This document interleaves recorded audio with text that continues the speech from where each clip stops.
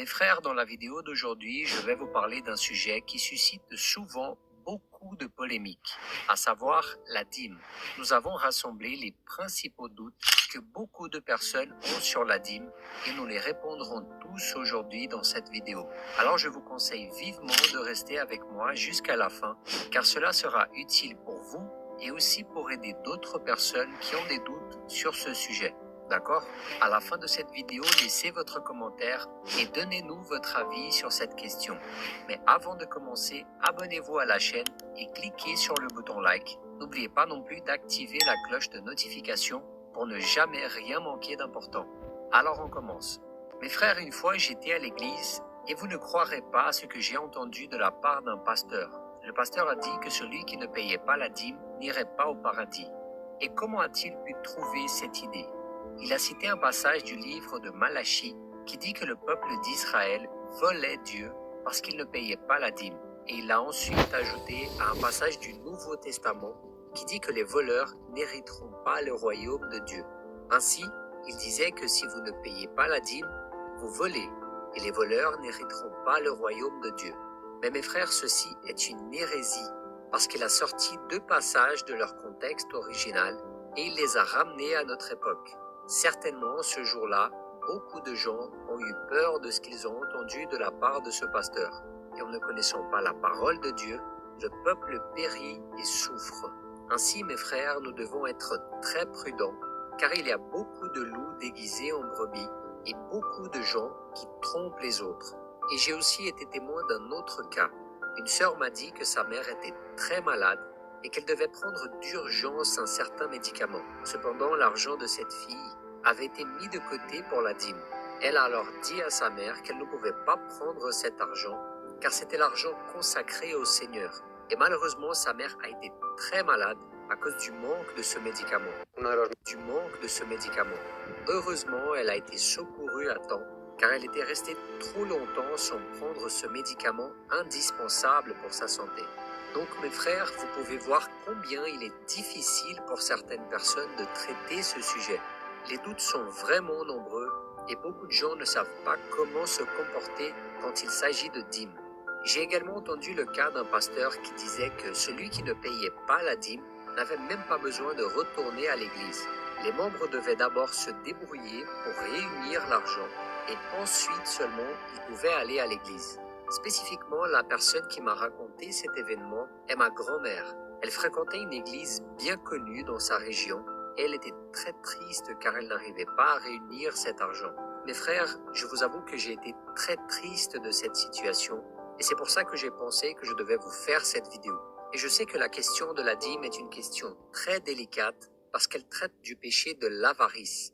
À la fois des personnes avares qui continuent à enseigner de mauvaises choses pour faire de l'argent sur les membres de l'Église, mais aussi des personnes avares qui cherchent constamment des excuses pour ne jamais contribuer à l'Église et ne pas se sentir coupable de cela. Cette vidéo s'adresse donc à nous tous et je vais commencer à expliquer maintenant. Dans la Bible, nous trouvons le mot dîme dans la Genèse au chapitre 14, spécifiquement des versets 18 à 20. Dans ce passage, Abraham revenait d'une bataille et apportait beaucoup de richesses avec lui. Puis il rencontre le roi et le prêtre Melchizedek, qui bénit alors Abraham. Ce jour-là, Abraham a ressenti le désir de donner la dîme de tout ce qu'il avait conquis au combat. Cette pratique était certainement très courante à l'époque d'Abraham, et c'est pourquoi Moïse, qui a écrit le livre de la Genèse, ne donne pas beaucoup d'explications sur l'origine de cette idée, puisque Melchizedek ne lui avait même pas demandé de faire cela. Mais après cela, nous verrons la dîme apparaître à l'époque de Jacob. La Bible dit que Jacob fuyait son frère après l'avoir trompé. Puis il a eu une vision de Dieu et des anges du ciel descendant sur la terre. Puis il a fait la promesse au Seigneur que si Dieu le bénissait son voyage et le rendait prospère, Jacob donnerait la dîme de tout ce qu'il gagnerait. Si vous lisez ce passage, vous vous rendrez compte que Jacob n'a pas fait cela parce que c'était une loi, mais plutôt parce qu'il a compris que c'était un principe et que ce principe de la dîme plaisait au Seigneur. Et ensuite, la dîme n'apparaît à nouveau que 500 ans après ces événements, à travers la loi qui a été créée pour le peuple d'Israël. Et regardez comment c'est intéressant. À cette époque, il n'y avait pas d'argent, et les Israélites devaient donc donner au tabernacle 10% de leur récolte et des animaux qu'ils élevaient, comme l'indique le verset 30 du chapitre 27 de Lévitique. Cette dîme était utilisée pour prendre soin des Lévites qui étaient exclusivement dédiés au travail dans le temple. Quand vous pouvez, prenez le temps de lire en détail le chapitre 18 de Nombre. Et en plus de cette dîme, les Israélites devraient encore prélever une dîme pour financer un festin, une fête à Dieu. Lisons ensemble le chapitre 14 de Deutéronome. Tu prélèveras la dîme de tout ce que produira ta semence, de ce que ton champ rapporte chaque année, et tu mangeras devant l'Éternel ton Dieu, à l'endroit qu'il choisira pour y faire résider son nom, la dîme de ton blé, de ton vin nouveau et de ton huile, ainsi que les premiers-nés de ton gros et de ton petit bétail. Ainsi tu apprendras à toujours craindre l'Éternel ton Dieu. Et en plus de cela, il y avait encore la dîme qu'il devait donner tous les 3 ans pour prendre soin des Lévites pauvres, des veuves, des orphelins et des réfugiés. Vous trouvez tout ça dans le chapitre 14. Tous les 3 ans, tu sortiras toute la dîme des produits que tu auras obtenus durant cette 3e année, et tu la déposeras dans ta ville. Alors le Lévite qui n'a ni part ni héritage avec toi, l'étranger, l'orphelin et la veuve qui habiteront dans ta ville viendront et ils mangeront à satiété. Ainsi l'Éternel, ton Dieu, te bénira dans tous les travaux que tu entreprendras de tes mains. Alors regardez comment c'est intéressant, mes frères. Si vous calculez tout cela, vous verrez que les Israélites devaient payer la dîme sur environ 23,3% de tout ce qu'ils recevaient. C'est pourquoi la dîme dans l'Ancien Testament fonctionnait comme un type d'impôt pour subvenir aux besoins des gens, et pas seulement comme une règle religieuse. Et mes frères, c'est toujours dans ce contexte que la dîme apparaît dans la Bible à partir de la loi. C'est comme une taxe, une tributation que le peuple d'Israël devait payer. Et c'est exactement ce qui explique le passage de l'Ancien Testament dans le livre de Malachie qui dit que le peuple d'Israël volait le Seigneur. La Bible appelle ça du vol, car les Israélites avaient l'obligation de subvenir aux besoins des Lévites et des prêtres qui s'occupaient du temple. Alors, lorsqu'ils ne payaient pas la dîme, l'œuvre de Dieu était paralysée, puisque s'ils ne faisaient pas ce travail, personne d'autre ne le ferait. S'ils ne payaient pas la dîme, les activités du temple s'arrêtaient complètement, les choses de Dieu étaient abandonnées, et le peuple de Dieu cessait également de recevoir l'enseignement de ces hommes sur la façon de vivre une vie avec Dieu. Et à cause de cette absence d'instruction, le peuple retournait à sa vie de péché et en récoltait les malédictions. Les choses cessaient de fonctionner et Dieu lui-même dit qu'il plantait mais ne récoltait pas. Il collectait de l'argent, mais on aurait dit qu'il gardait le tout dans un sac percé. Ce passage du livre de Malachie est souvent utilisé par plusieurs personnes pour faire peur aux gens au sujet de la dîme. Vous comprenez maintenant le contexte de ce passage. Et c'est dans ce contexte que Jésus parle également de la dîme, dans le seul passage du Nouveau Testament qui traite de cette pratique. Regardez ce qu'il a dit aux religieux de son époque. « Malheur à vous, spécialistes de la loi et pharisiens hypocrites, parce que vous versez la dîme de la menthe, de l'âneth, du cumin, et que vous laissez ce qu'il y a de plus important dans la loi, la justice, la bonté et la fidélité. C'est cela qu'il fallait pratiquer sans négliger le reste. Regardez ça, mes frères. Pour beaucoup de gens, ce passage est la preuve évidente que tout le monde doit payer la dîme, puisque Jésus en parle dans le Nouveau Testament. Seulement, nous devons comprendre une chose très importante que peu de gens connaissent. Lorsque le Christ dit que ces hommes devaient obéir à la loi, c'est parce que Jésus était juif. Jésus est né sous la loi de Moïse, comme il est écrit au verset 4 du chapitre 4 des Galates. C'est pourquoi Jésus a vécu selon la loi. Mais faites attention à ce qu'il a dit dans le chapitre 5 de Matthieu.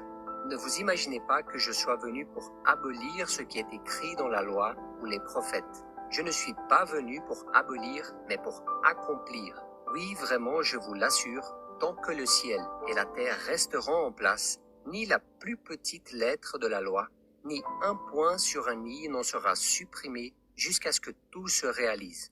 Alors mes frères, Jésus a précisé que la loi devait être respectée même pendant son ministère, car s'il effrégnait la loi, alors il deviendrait un pécheur comme moi, comme vous et comme tout le monde. Et si cela se produisait, il ne remplirait pas sa mission ici sur terre, qui était de libérer l'homme du péché. Et en effet, la Bible dit que Jésus a accompli toute la loi. Le diable voulait que Jésus ne pêche que sur un seul point de la loi, car cela ferait de lui un pécheur comme chacun d'entre nous. Mais Jésus a été la seule personne qui a accompli toute la loi. Il a été circoncis le 8e jour, il a été présenté à la synagogue, il a assumé son sacerdoce à l'âge de 30 ans et il a fait tout ce que la loi exigeait. Et vous vous souvenez peut-être du passage où Jésus a guéri les 10 lépreux, dans le chapitre 17 de Luc. La Bible dit qu'un seul d'entre eux est revenu pour le remercier. Et quand cet homme est revenu et a adoré le Seigneur pour ce miracle, Jésus lui a dit de se présenter au prêtre et de lui présenter une offrande, comme ça avait été instruit par Moïse dans le chapitre 14 de Lévitique. Mais qu'en est-il aujourd'hui? Lorsque quelqu'un reçoit une guérison, doit-il se présenter devant le prêtre et amener une offrande en remerciement de ce miracle? Bien sûr que non. Par conséquent, mes frères et mes sœurs, il est très important de comprendre que la nouvelle alliance n'a pas commencé à la naissance de Jésus, mais à partir du moment de sa mort. Je vais laisser quelques passages ici pour que vous puissiez constater que c'est vrai. La nouvelle alliance n'a commencé qu'après la mort et la résurrection de Jésus. À cet instant, Jésus a rendu son esprit. Le voile s'est déchiré et dès lors, une nouvelle étape de l'humanité a commencé. C'est là que toute l'ordonnance de Moïse est présentée et que l'évangile du salut par la résurrection est introduit. Amen. Alors mes frères, jusqu'ici, quelques questions ont certainement déjà été répondues. Vous comprenez maintenant que vous ne serez pas maudits si vous ne donnez pas votre dîme. Vous n'avez pas non plus l'obligation de payer la dîme comme s'il s'agissait d'un impôt pour payer le tabernacle ou le temple, car cela ne fait plus partie de la réalité de l'Église aujourd'hui. D'abord parce que si c'était comme ça, vous ne devriez pas seulement donner 10%, mais vous devriez donner quelque chose près de 23% de tous vos revenus. Ce serait certainement quelque chose de très lourd pour beaucoup de gens. Ceci était pratiqué pour aider le système qui fonctionnait à l'Ancien Testament et qui n'est plus notre réalité aujourd'hui. Mais restez avec moi jusqu'à la fin parce que je vais vous clarifier d'autres choses très importantes et je vais vous donner mon opinion et vous montrer ce que je fais moi-même et quelles sont mes pratiques sur cette question. Si vous lisez le Nouveau Testament, vous verrez qu'après la résurrection de Jésus, il n'y a eu aucun commandement, aucun verset disant que vous devez payer la dîme qui représente 10%. En revanche, l'instruction est que vous devez contribuer comme vous l'avez déterminé dans votre cœur. Je vais vous lire ce que l'apôtre Paul a dit à ce sujet. Chacun donne ce qu'il aura décidé dans son cœur, sans regret ni contrainte, car Dieu aime celui qui donne avec joie. Amen. Regardez ceci, mes frères. Les apôtres ont compris que dans la nouvelle alliance, les chrétiens doivent vivre sur la base de la générosité et non d'une obligation comme s'il s'agissait de paiement d'un impôt. Tout comme Abraham, quand il a payé la dîme, il ne l'a pas fait à cause d'une loi ou d'une imposition. Il a fait cela comme une façon d'honorer et de remercier le Seigneur. Dieu aime ceux qui donnent avec joie et non ceux qui le font par obligation ou par peur d'être maudits. Ainsi, le vrai chrétien doit être connu pour son amour, pour sa générosité, pour sa foi et pour son obéissance, parce qu'il reconnaît que Dieu est son pourvoyeur et à cause de cela, il a le désir d'aider l'œuvre de Dieu, de voir le royaume de Dieu avancer et atteindre plus de gens par l'évangélisation et les actions sociales. Et dans l'église de Corinthe, par exemple, l'apôtre a dit que les chrétiens devaient mettre de côté une partie de leurs revenus pour aider l'église. Lisons ensemble ce qui est écrit dans le chapitre 16 de Corinthiens. En ce qui concerne la collecte en faveur des saints, faites vous aussi comme je l'ai prescrit aux églises de la Galatie, que chacun de vous, le dimanche, mette de côté chez lui ce qu'il pourra en fonction de ses moyens, afin qu'on n'attende pas mon arrivée pour récolter les dons. En fonction de ses moyens, afin qu'on n'attende pas mon arrivée pour récolter les dons. Regardez ça, mes frères. Regardez bien ce qu'il a dit. En fonction de ses moyens. Beaucoup de gens demandent si la Bible parle des 10% dans le Nouveau Testament. Mais comme je l'ai dit, l'Église ne dit rien à ce sujet. L'Église a simplement incorporé les 10% de l'Ancien Testament et les a fixés comme le minimum pour que le chrétien puisse offrir. Mes frères, j'ai moi-même été très béni lorsque j'ai commencé à payer la dîme comme une façon de remercier Dieu de subvenir à mes besoins. C'est une décision que j'ai prise avec ma femme et j'en suis très heureux. Je sais que beaucoup de gens peuvent me critiquer, mais je loue Dieu pour l'opportunité et le privilège de pouvoir aider l'œuvre de Dieu avec mes 10%. Et je le vois aussi comme une façon de me discipliner, vous voyez, car pendant une période de ma vie, j'ai pris la décision de ne pas établir de valeur ni de pourcentage. Mais mes frères, je me suis rendu compte que je n'aidais pas beaucoup parce que j'attendais toujours qu'une occasion se présente ou que quelqu'un en ait besoin. Puis j'ai réalisé que ce n'était pas bon pour moi et lorsque j'ai recommencé à payer la dîme, je me suis senti très bien et à ce jour, je suis très reconnaissant à Dieu pour pouvoir contribuer à l'œuvre de Dieu. Mes frères, nous devons faire très attention au péché de la cupidité car nous ne pouvons pas être égoïstes et nous ne devons jamais cesser de contribuer. Et comme l'enseigne l'apôtre Paul, les chrétiens ne doivent pas se sentir obligés de donner toujours les 10%, mais que ce soit en fonction de leurs moyens. Parfois, cela signifie donner plus que 10%, et parfois, cela signifie donner moins si vous n'avez pas les moyens. Ainsi, chacun devrait prier et demander à Dieu la sagesse de contribuer de la meilleure façon sans avoir crainte d'être maudit, de récolter des malédictions, de voir l'insecte vorace qui dévore, venir dans votre maison et voler tout ce que vous avez. Nous devons comprendre qu'il s'agit d'une loi de l'Ancien Testament. Et je sais que malheureusement, beaucoup de gens n'aident pas avec leurs finances. Je le vois dans mon église, vous le voyez certainement aussi dans la vôtre. Et mes frères, cela entrave beaucoup la croissance et l'avancement du royaume de Dieu. Comprenez que l'argent est un outil absolument nécessaire pour faire des choses pertinentes. Vous êtes d'accord? Même l'apôtre Paul demandait des offrandes et demandait aux gens de l'aider, car il savait que sans l'argent, une bonne partie du travail pour le royaume de Dieu ne pouvait pas être accompli. Une fois, Paul a reçu l'aide de l'église de Philippe et il a fait l'éloge de ces gens. Lisons ce passage ensemble. Comme vous le savez, Philippiens, dans les premiers temps de mon activité pour la cause de l'Évangile, lorsque j'ai quitté la Macédoine, aucune autre église n'est entrée avec moi dans un échange réciproque de dons matériels et spirituels. Vous seul l'avez fait. Pendant mon séjour à Thessalonique, vous m'avez envoyé par 2 fois des dons pour subvenir à mes besoins.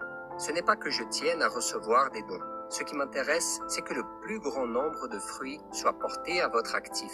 J'atteste par cette lettre avoir reçu tous vos dons et je suis dans l'abondance. Depuis qu'Épaphrodite me les a remis, je suis comblé. Ils ont été pour moi comme un doux parfum d'une offrande agréée par Dieu et qui lui a fait plaisir. Aussi mon Dieu subviendra pleinement à tous vos besoins.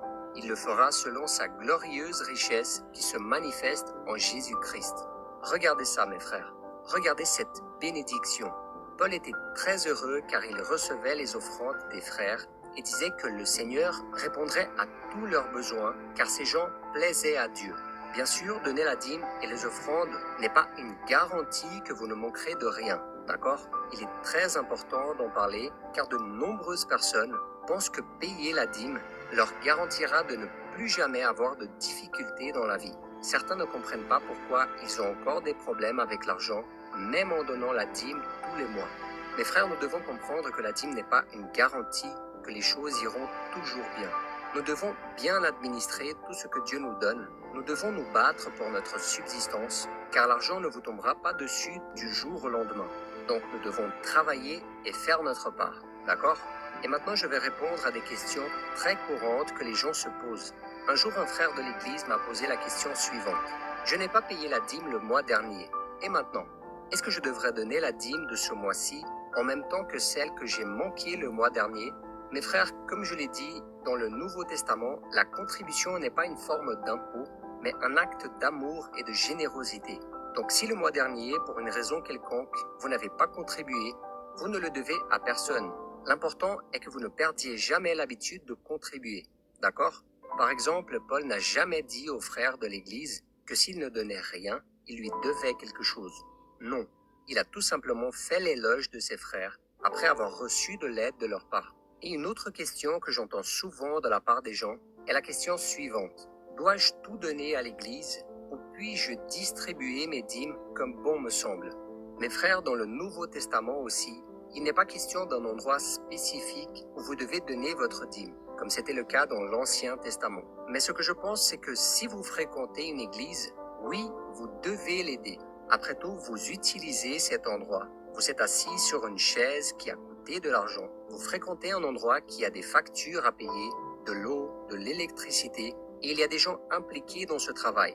Alors oui, vous devez aider votre église. L'église a également le salaire du pasteur qui se consacre au travail.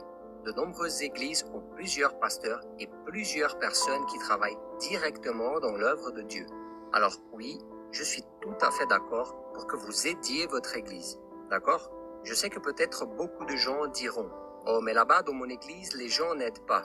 Je ne vois personne se soucier d'action sociale, ou encore moins d'aider qui que ce soit. » Mais est-ce que les gens et l'église ne le font-ils pas parce qu'ils manquent de ressources? Peut-être qu'il y a peu de ressources. Donc c'est une question que vous devez analyser. Et sachez que vous pouvez vous-même le proposer aux dirigeants. Mais quant au fait de réserver une partie de votre dîme pour aider des institutions ou des personnes dans le besoin, je pense sincèrement qu'il n'y a pas de mal à ça. Ce qui compte, c'est l'intention de votre cœur, tout comme l'apôtre Paul a dit que chacun devait donner selon ce qu'il a déterminé dans son cœur. Et une autre question que les gens posent souvent est la suivante. Dois-je donner la dîme du salaire brut ou du salaire net? Mon frère, si vous avez regardé cette vidéo jusqu'ici, vous avez vu qu'il n'y a pas de valeur stipulée. Vous devez déterminer dans votre cœur la manière dont vous voulez contribuer à partir de votre réalité et en ressentant de la joie à participer à l'œuvre de Dieu, à l'œuvre qu'il accomplit de nos jours. Mais je vous conseille de payer d'abord vos employés et tous les autres dépenses de l'entreprise. Vous verrez un bénéfice beaucoup plus petit de celui que vous avez reçu au total. Et si vous payez la dîme sur la base de la totalité, vous risquez même de vous endetter. Mais il y a aussi des gens que s'ils donnent 10, 15 ou même 20% de ce qu'ils reçoivent, ils n'auront pas de problème dans le domaine financier. Mais mes frères, soyons très honnêtes et assumons maintenant quelque chose pour nous-mêmes. Malheureusement, la plupart des personnes qui se posent ces questions sur la dîme ne le font pas parce qu'elles s'inquiètent de donner 10% ou même plus que ça, mais parce qu'elles veulent donner moins. Un grand nombre d'entre eux essayent simplement de collecter plus d'argent. Et nous devons également faire très attention à cela, car l'œuvre de Dieu doit toujours passer en premier. Nous devons donner la priorité aux choses du Seigneur et de ce qu'il nous a confiés. Nous devons comprendre que lorsque nous donnons la priorité à Dieu dans tous les domaines, et cela inclut nos finances, nous plaisons à Dieu, car Dieu voit l'attitude de notre cœur. Amen. Malheureusement, les gens cherchent toujours les moyens de se justifier parce qu'ils n'aident pas du tout et ils ne veulent pas s'engager. Et nous devons nous rappeler qu'à l'époque des disciples, dans les premiers chapitres des Actes des Apôtres, certaines de ces personnes sont allées jusqu'à donner tout ce qu'elles avaient. Certains vendaient leurs biens et étaient très généreux. Personne ne s'inquiétait de faire des calculs, car ils sentaient un grand désir de participer à quelque chose qui était beaucoup plus grand qu'eux. Et Jésus a dit que, en effet, là où est ton trésor, là aussi sera ton cœur.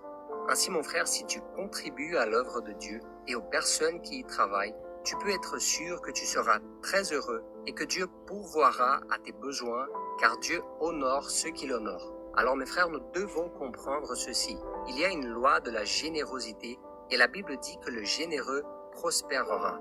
L'âme généreuse sera comblée, celui qui arrose sera lui-même arrosé. Celui qui soulage les autres le recevra un jour aussi. Donc c'est un principe que je voulais vous présenter ici. Nous devons avoir la joie de participer à l'œuvre du Seigneur, car nous lui devons tout ce que nous avons.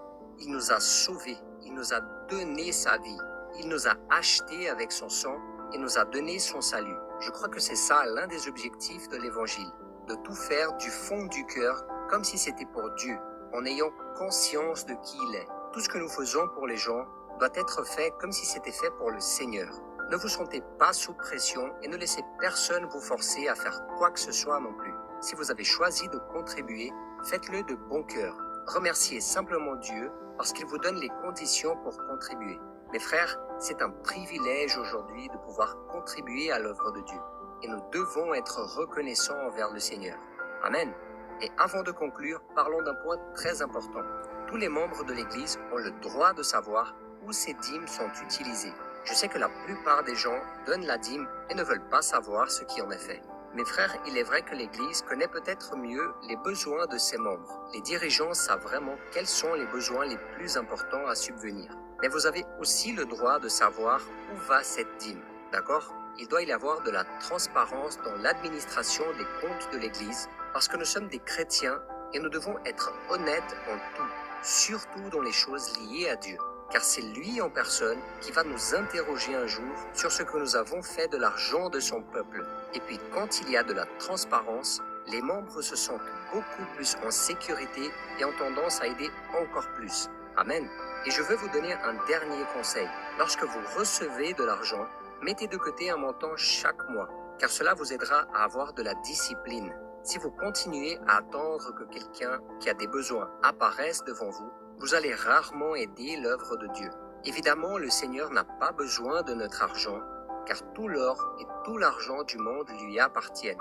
Mais son œuvre en a besoin. Prenez donc l'habitude de contribuer et vous investirez dans quelque chose qui portera des fruits pour la vie éternelle. Pas seulement la vôtre, mais celle de nombreuses personnes. Amen.